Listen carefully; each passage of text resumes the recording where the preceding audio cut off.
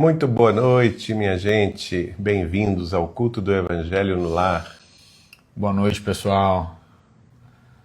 Todo mundo que está entrando aí, boa noite. Estamos hoje com o culto de número 135. Culto de número 135, gente. Graças a Deus. Vocês que estão entrando, se puderem trazer aqui um retorno sobre o nosso som, se vocês estão nos ouvindo bem. Parece que eu vi a Solange aí, querida. Galo. Como Boa está noite, o som? queridos. Todo mundo que está entrando, amigos queridos. Boa noite, gente. Galo respondeu aí, ó. Acho que a Solange colocou, que o som tá... Acho que o som ok. Som bom. Acho que a Cés também. Bom, pessoal, então, nós estamos iniciando o nosso culto do Evangelho no Lar. Na semana passada, nós iniciamos uma instrução dos Espíritos, intitulada Missão dos Espíritas. É o item 4 dessa fase das instruções dos Espíritos, do capítulo 20 de O Evangelho segundo o Espiritismo. E hoje nós estamos iniciando, ainda dentro desse texto, dentro dessa mensagem, um parágrafo que se inicia assim: Homens valorosos, ide diante de Deus que...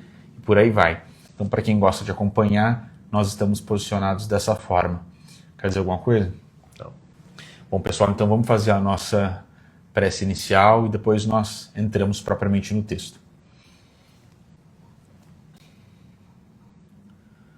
Nosso Deus, nosso Pai, de eterno amor, de eterna misericórdia, de eterna justiça, inteligência suprema, causa primária de todas as coisas, em nome de Jesus Cristo de Nazaré, o nosso Senhor, o nosso Mestre, o Príncipe da Paz, a luz do mundo, nós todos nos reunimos aqui nesta noite. Sempre, Jesus, todos nós estamos aqui rogando a Tua paz conosco. Sempre, Mestre, nós estamos aqui ansiosos para sentir a Tua presença maravilhosa dentro dos nossos corações. Senhor, Mestre adorado, mais uma vez nós estamos aqui nisto que é para nós um educandário da alma, pedindo que o Senhor tome em Tuas mãos santas o barro das nossas possibilidades e ajude-nos, Mestre, na construção de uma individualidade, de uma personalidade nova, moldando-nos ao calor da Tua abençoada inspiração, para que todos nós, Jesus, que estamos aqui no plano material, no plano espiritual, saibamos como uma fonte de água cristalina espalhar as maravilhas do Teu amor, da Tua compaixão, da Tua paz, dos Teus postulados por todo lado, sem esperar nada em troca, de forma a Te agradar, Mestre, de forma digna, de forma honesta. Nós queremos muito, Senhor, trabalhar aqui na terra, na seara do cristianismo, buscando a cada dia a redenção das nossas almas. E nós cremos muito que o Senhor é o caminho, a verdade e a vida, e que nós não chegaremos a Deus senão por Teu intermédio. Então, por graça e misericórdia, Mestre, abra as nossas consciências nesta noite para tudo aquilo que o Senhor tem a compartilhar conosco, e que todos nós saibamos, como discípulos disciplinados, aplicar tudo aquilo que nós aprendermos de Ti nas nossas vidas práticas, em toda e qualquer atitude. Nós te amamos muito, Senhor Jesus, pedimos para que o Senhor esteja aqui conosco e sempre pedindo por mais trabalho nesta noite abençoada em que os nossos corações transbordam gratidão. Nós todos te dizemos mais uma vez: Ave Cristo. Aqueles que aspiram à glória de servir em Teu nome te glorificam e te saúdam. Nós te amamos muito, Jesus. Sê conosco aqui no nosso culto do Evangelho e por toda a eternidade. Que assim seja. Que assim seja, Senhor. Então nós vamos continuar essa mensagem, que é uma mensagem sobre a missão dos espíritas. Nós a começamos da semana passada e hoje estamos no parágrafo que começa assim: Homens valorosos.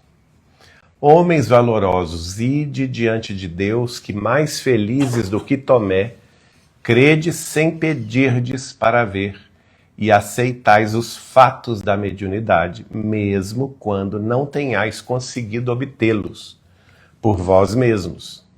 Ide, o Espírito de Deus vos conduz. Olha que maravilha isso. Que beleza, hein, gente? Lindo isso, né?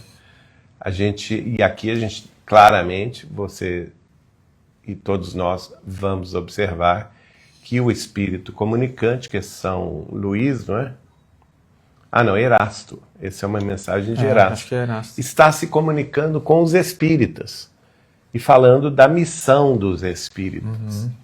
E mostrando que nós não precisamos tomar a atitude de São Tomé, que é aquela atitude que mesmo vendo, mesmo diante do fenômeno, no caso de Tomé, foi a materialização de Jesus depois da crucificação, ele não acreditou. Ele queria provas, né? E isso é uma infantilidade espiritual, porque está distante do sentimento e está distante da razão. E tanto é que Jesus mostra as mãos e os pés, onde ele havia sido machucado pelos cravos, e Tomé tem que pôr o dedo ali na ferida para ter certeza que era o Cristo. Ele queria isso, né? Ele queria isso. E o Espírito está falando conosco, o Espírito de Erasto, que nós espíritas não precisamos ter essa atitude. Mais felizes. Mais felizes somos do que o Tomé, porque que Jesus fala para Tomé, feliz daquele que não viu e creu. Não viu e creu, olha só. E como que é, se a pessoa não é médium, ou não tem sensibilidade mediúnica, ela pode crer pela razão. Não é somente vendo o fenômeno que você vai crer. Pelo contrário. É você estudar. Daí a importância da seriedade da doutrina dos Espíritos, que nos convida ao estudo. Um estudo sistemático, metódico, perene. Nunca que nós vamos parar de estudar. Continuado, exatamente. Porque é tanta coisa, tanta informação. Só de Chico Xavier são 550 livros, pessoal. É muita coisa. Então, até a gente conhecer tudo que foi dito, estudado, mesmo da obra de Kardec, né, os 33 livros, somando aí as revistas espíritas, é muita coisa. É muita coisa. Vejam vocês que nós estamos há 135 semanas estudando o Evangelho segundo o Espiritismo e ainda estamos no capítulo 20. Quer dizer, imagina a obra inteira de Kardec.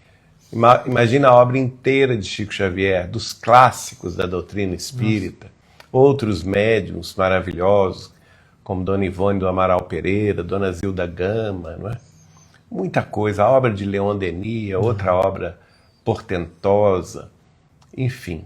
Então, nós estamos nessa condição de crermos pela razão, pelo bom senso, pelo estudo, e essa razão pode enfrentar, com a fé iluminada por ela, todas as épocas da humanidade, todo o progresso científico ou filosófico da Terra em todos os tempos. Pessoal, eu sempre gosto de lembrar, quando nós estamos nesse assunto de que o fenômeno não convence, e o Espírito está chamando nós espíritas de mais felizes do que Tomé, justamente por admitir que nós não precisaremos dessa imprescindibilidade do fenômeno para crer, nós seremos capazes de crer pela razão, pela caridade. A gente gosta sempre de lembrar, gente, que Pedro andou sobre as águas com Jesus. O apóstolo Pedro viu maravilhas nesse aspecto do fenômeno ali diante dos seus olhos, viu tudo que a gente pode imaginar. E a gente gosta sempre de frisar esse momento descrito no capítulo 14 do Evangelho de Mateus, quando ele anda sobre as águas com Jesus. Esse homem, que segundo os relatos evangélicos havia andado sobre as águas, não tinha se convertido. Porque lá no final do Evangelho de Mateus, de Lucas, nós temos o Cristo falando para ele: quando te converteres, confirma teus irmãos. Qual que é o subtexto desse texto? Pedro ainda não tinha se convertido. Pedro só se converteria com os muitos trabalhos da Casa do Caminho, em Jerusalém, literalmente, amando muito e se esforçando na intelectualidade. E o exemplo de Pedro, pessoal, é muito importante porque muitas vezes nós achamos que precisamos ficar atrás do fenômeno material. Então, quantas pessoas... Não precisamos. Quantas pessoas batem de igreja em igreja tentando ver alguma coisa, de centro em centro tentando ver alguma coisa. Isso não convence, gente. Isso não é suficiente para uma reforma íntima que seja capaz de redimir um espírito. Nós precisamos apostar todas as nossas fichas nas duas asas que o espiritismo cristão nos ensina: o saber e o amar, a intelectualidade e o amor. Porque é através dessa articulação, entendendo a cada dia mais no aspecto intelectual e exercitando a cada dia um pouquinho mais no aspecto do amor através da caridade, é nesse sentido que nós vamos construir sentimentos novos a ponto de um dia nós desenvolvermos esse sentido que é necessário para a compreensão da natureza íntima de Deus, como dizem os espíritos superiores a Allan Kardec na questão 10 do Livro dos Espíritos. Então, não nos enganemos. Isso aqui parece, gente, até uma retórica. Falar de Tomé que precisou ver para crer. Mas Tomé, gente, é quase todo mundo num planeta de provas e expiações. A maioria das pessoas não dá conta, muitas vezes, da beleza que é. A realidade do fenômeno. E quando a gente faz um recorte dentro da própria doutrina espírita, o Geraldinho viu muitas vezes isso. Pessoas indo até Chico Xavier na expectativa de ver alguma coisa, sem extrair daquele homem o melhor que era o exemplo de moral, de cristandade. Mas tentando, será que ele vai curar alguém? Será que vai materializar? Quantas pessoas, gente, participaram de reuniões de materialização no contexto do espiritismo na França, aqui no Brasil, e não se converteram. A ponto de nós termos esse momento muito significativo na vida do Chico, em que o Emmanuel aparece e diz que o médium Francisco Cândido Xavier estava proibido dessa dedicação às reuniões de materialização para se dedicar ao quê? Ao livro. Porque o livro sim é capaz de trazer para as nossas almas essa água que dessedenta os nossos espíritos por toda a eternidade. Então não nos enganemos com o fenômeno. Muitas vezes nós estamos ansiosos por ver alguma coisa. Às vezes a gente até brinca assim dentro das conversas no centro espírita, mas às vezes até vontade de mexer. O Adelino falou naquela entrevista dele maravilhosa: Chico, se você tiver aqui, mexe alguma folha, me mostra de alguma forma. Muitas vezes nós estamos ansiosos pelo fenômeno, mas dediquemo-nos mais ao estudo e ao amor através da prática da caridade, porque certamente esse caminho nos renderá muitos frutos. Prossegue então o espírito de Erasto. Marcha então avante, falange imponente, pela tua fé. Diante de ti os grandes batalhões dos incrédulos se dissiparão, como a bruma da manhã aos primeiros raios do sol nascente. A fé é a virtude que transportará montanhas. Olha isso, gente. Disse Jesus. Contudo, mais pesadas do que as mais pesadas montanhas, jazem depositadas no coração dos homens. E a impureza e todos os vícios decorrentes da impureza. Olha aí, pessoal. Parti então com coragem, olha aí a coragem, a fim de removerdes essa montanha de iniquidade que as futuras gerações só devem conhecer como lenda, assim como vós, que só conheceis muito imperfeitamente os tempos que antecederam a civilização pagã. Sim, as perturbações morais e filosóficas vão rebentar em todos os pontos do globo. Aproxima-se a hora em que a luz divina aparecerá sobre os dois mundos. Então, muito bonito isso, né, gente? A gente vê aí nesses 3 pequenos parágrafos, primeiro, ele nos incentivando ao destemor, ao marchar para frente, avante, chama-nos aos espíritas de imponente falange, exalta a nossa fé, que é a fé raciocinada, e fala uma realidade que nós estamos em meio a um batalhão de incrédulos. Exato. Que são quem? São os materialistas. E ele diz, diante desse batalhão de incrédulos, a bruma da manhã né, se dissipará com a chegada dos raios do sol. Quer dizer, ele compara a fé espírita cristã, a fé raciocinada, como o raio da manhã, que logo após a madrugada vai dissipar a noite, vai dissipar a bruma da manhã. O que é a bruma da manhã? Que seria aqui ele está comparando a bruma da manhã ou da madrugada ao materialismo.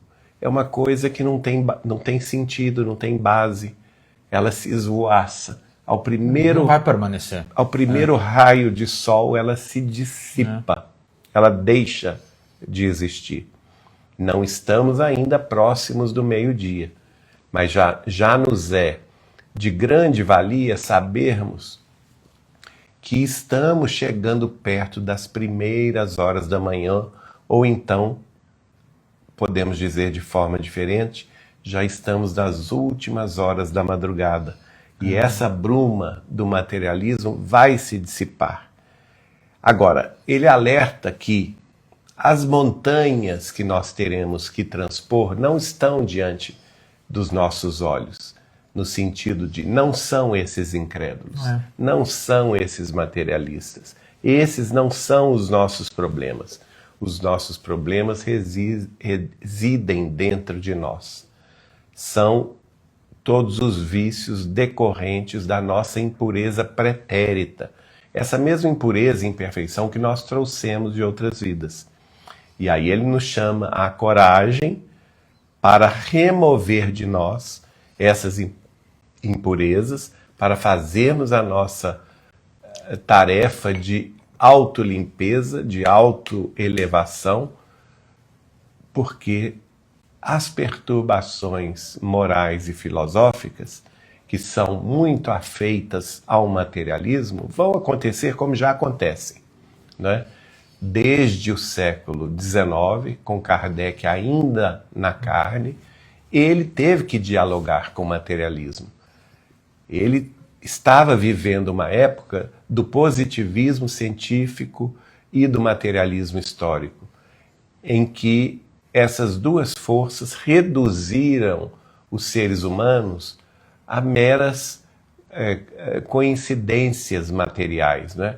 Ao acaso, se afastaram de Deus, se afastaram da religiosidade plena, combateram, chegaram e combatem até hoje toda a expressão divina do Criador e, consequentemente, combatem também todas as religiões. Então isso já acontece, e ele chama de perturbações morais e filosóficas.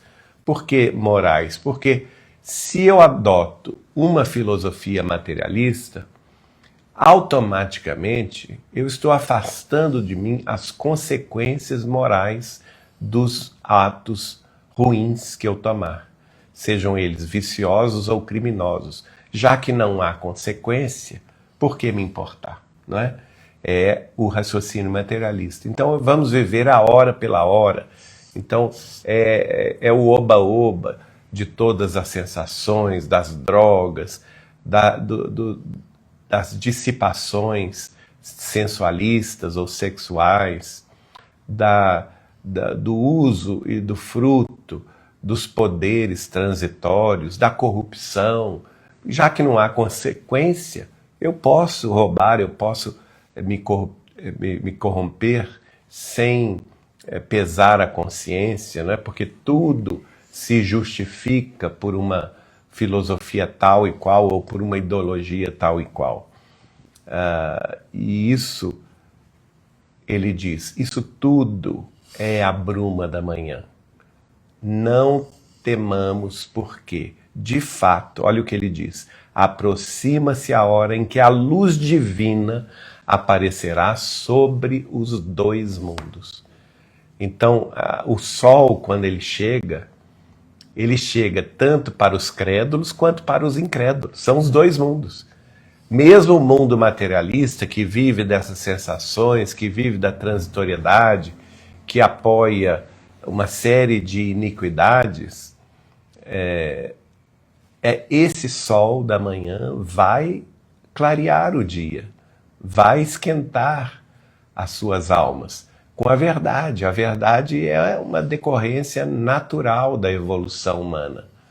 E por isso mesmo, nós já podemos nos felicitar de vivermos essas horas precedentes ao amanhecer, que talvez chegue mais próximo do que distante neste mesmo século XXI. Pessoal, como o Geraldinho já trouxe esse aspecto teórico, eu acho que muito bem fundamentado, eu acho interessante a gente pensar um exemplo aqui dessas perturbações morais e filosóficas.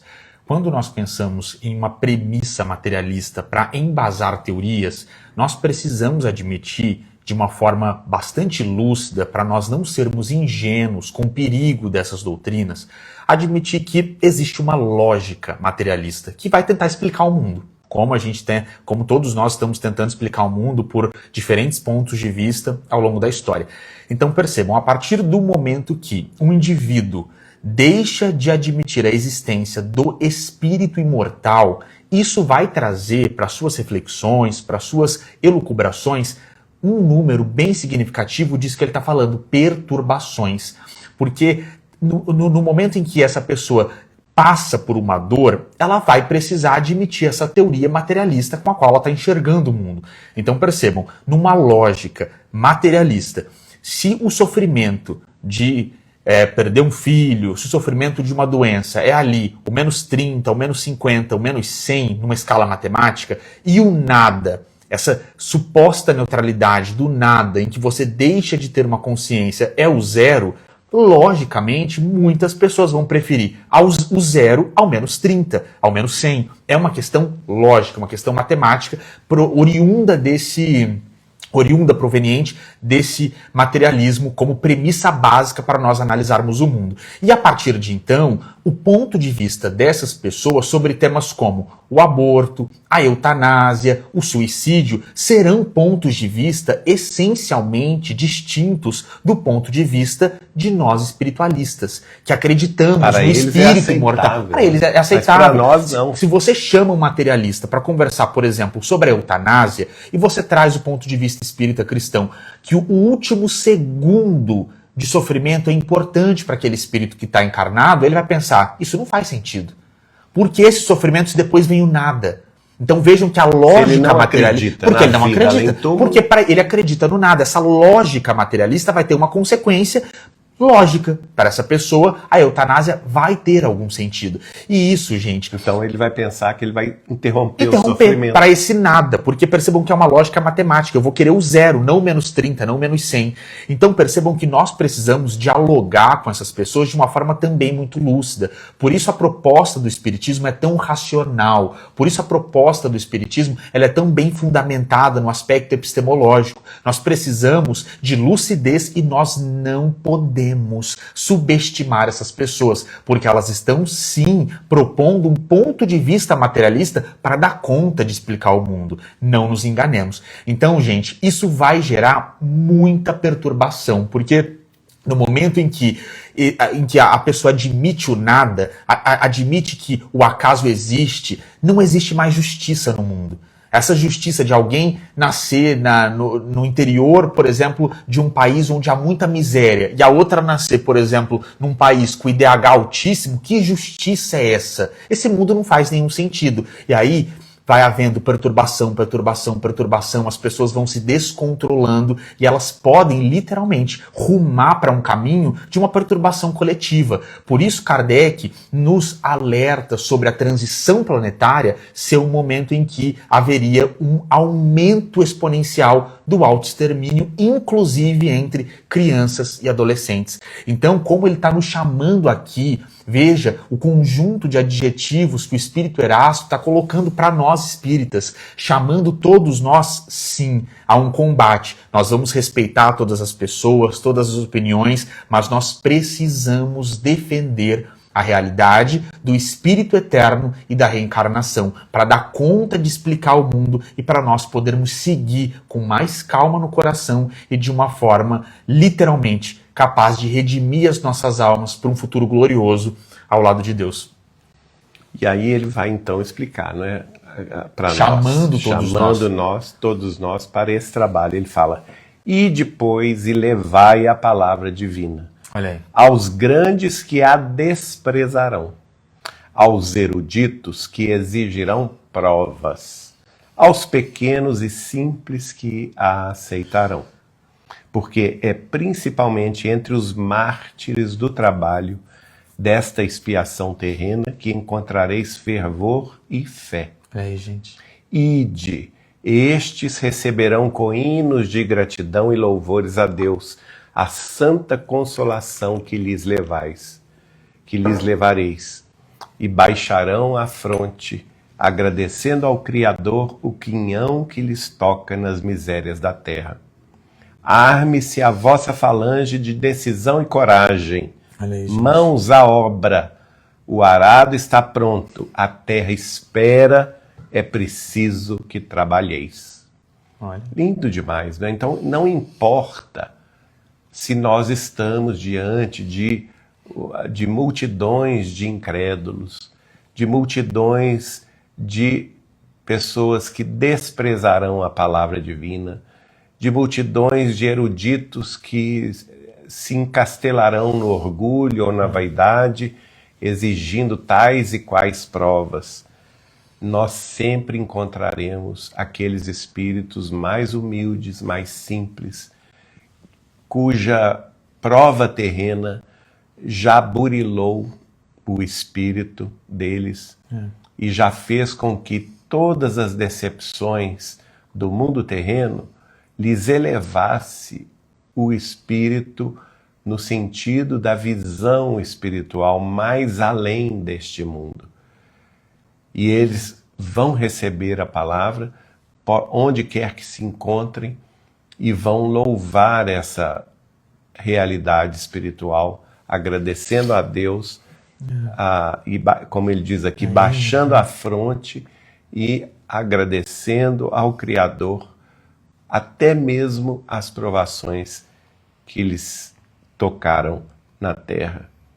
Então, ele chama coragem para nós, né? Nada de ficar vacilando. Nossa armadura, coragem e decisão. Eu não posso falar que eu sou espírito, eu não posso falar do espiritismo, porque eu estou numa família que é refratária a esses conhecimentos, ou estou num ambiente de trabalho que ridiculariza esses conhecimentos. Gente, não importa. A gente tem, sim, um dever moral de espalhar o conhecimento. Agora, se a pessoa vai receber ou não, o problema é dela, não é nosso, não é?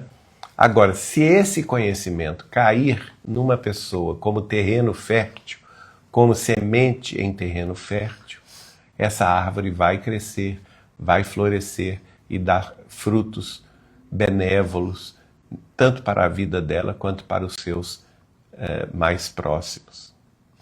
Pessoal, isso que o Geraldinho colocou aqui é muito bem exemplificado por um caso, muito brevemente, gente, muito resumidamente, e a gente indica essa leitura porque essa leitura é maravilhosa. Humberto de Campos traz pra gente o relato de dois amigos, dois advogados que eram sócios. Um era espírita, mas nisso que o Geraldinho colocou aqui, não contava que era espírita no trabalho.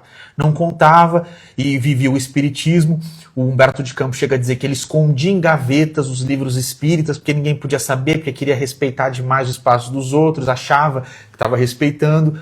E esse outro amigo, o sócio dele, desencarna e para resumir, vai para o plano espiritual e quando ele tá ali já convalescendo no plano espiritual, esse amigo advogado, sócio, desdobra, o que ainda estava encarnado e era espírita, ele desdobra, vai visitá-lo e ele começa a contar, você não acredita o que eu estou aprendendo aqui, que o espírito é imortal, que existe a lei da reencarnação, e o amigo que nós teremos mais chances. Mais chances, e o amigo, o advogado que estava encarnado vai falando, eu conheço, e ele vai contando as maravilhas que ele está aprendendo, e o amigo espírita falando que conhecia, de repente aquele que havia desencarnado se irrita e fala, você vai embora daqui, porque você não é o meu amigo, você é um embusteiro. Jamais o meu amigo saberia dessas maravilhas e teria deixado de me contar enquanto nós estávamos encarnados na Terra, para eu também aproveitar todas essas possibilidades maravilhosas desses conhecimentos, ainda na Terra. Então, é um caso mais longo que o Humberto de Campos desenvolve, cuja leitura a gente indica, mas que exemplifica muito bem isso que o Geraldinho está colocando. Por que guardar um tesouro que você já reconheceu que é um tesouro? Que você sabe que mudou a sua vida, que te fez tão bem. Por que guardar isso das outras pessoas que você ama? Por que não espalhar essa maravilha? O espírita, ele não é convocado a um proselitismo, mas olha que Erasto convocando todos nós a espalhar a palavra cristã, do espírita cristã, para todos aqueles com os quais nós estamos convivendo, como pregadores mesmo dessa maravilha que é a doutrina espírita. Com decisão e coragem, mãos à obra. Mãos à obra. O arado está pronto, a terra espera, é preciso que trabalheis. É preciso, convocando todos nós a trabalhar. trabalho. Então, gente, essa história de espírita, em casa, de boca calada e braços cruzados, só batendo no peito que é espírita, não serve de nada, viu, gente? Se a pessoa não vai trabalhar na doutrina, não é, se aliar a um grupo espírita cristão sério, estudar. Quantas oportunidades de estudo nós vamos ter nos grupos de estudo das instituições de nossa amada doutrina? Trabalhar com a mediunidade, seja ela médium ou não. Por quê? Porque nós sabemos que numa reunião mediúnica nós precisamos de médiuns ostensivos, nós precisamos de médiuns de sustentação. Muito. Nós precisamos de médiuns esclarecedores e nós precisamos também de pessoas que não têm mediunidade alguma, mas que vão oferecer ali a oração, a prece, a confiança, a boa vibração para que aqueles espíritos possam ser socorridos, né? Exatamente. E sem falar também em outro tipo de trabalho, que é o trabalho da caridade efetiva, né? O fronte da caridade, onde existe a necessidade, onde existe a ignorância, onde existe o sofrimento, nós precisamos fazer alguma coisa para minorar tudo isso.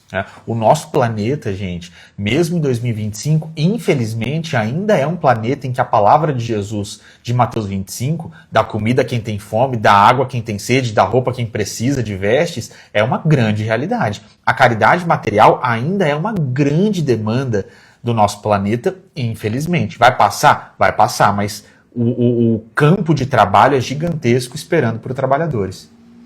Aqui no último parágrafo, a gente vai interromper aqui, ele vai concluir o espírito de Erasto o seguinte: ide e agradecei a Deus a gloriosa tarefa que ele vos confiou. Mas lembrai que entre os chamados para o espiritismo muitos se transviaram. Atentai para a vossa rota e segui o caminho da verdade. Nossa, gente.